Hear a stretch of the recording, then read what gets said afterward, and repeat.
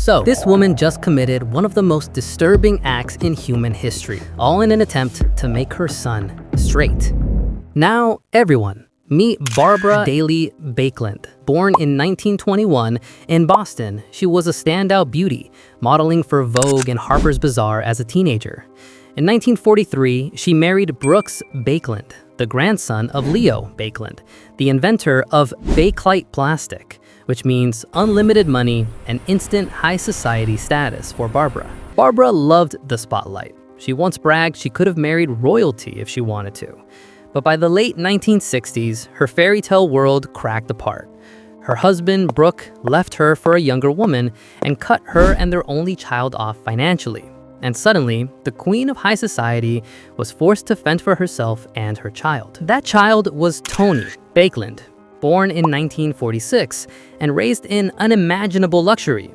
But at age 10, psychiatrists diagnosed him with schizophrenia. Tony was brilliant, fluent in multiple languages, a gifted painter and poet, but the illness was relentless. He experienced voices in his head, paranoia, violent outbursts, and deep confusion about himself.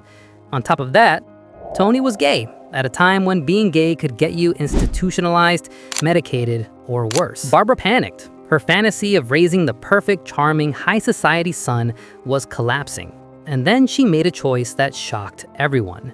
She decided to make him straight. Her first idea was bizarre enough. She hired late-night women to sleep with Tony, hoping they could turn him straight.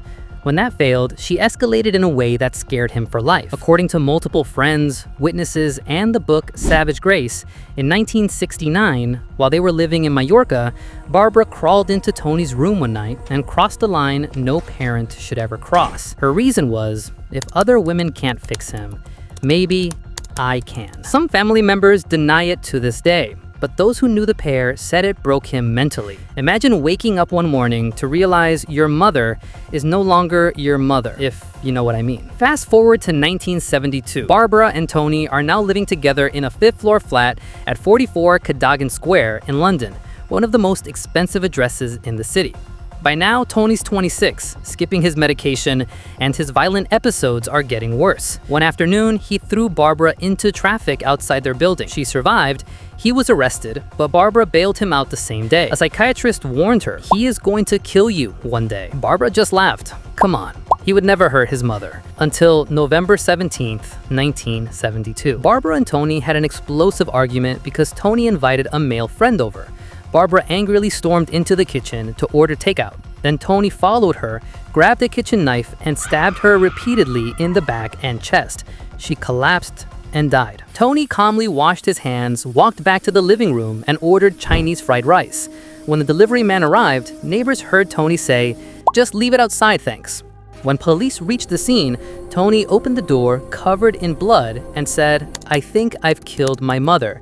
Then he asked if he could finish his takeout first. Tony's trial at the Old Bailey in 1973 was short. He pled not guilty by reason of insanity.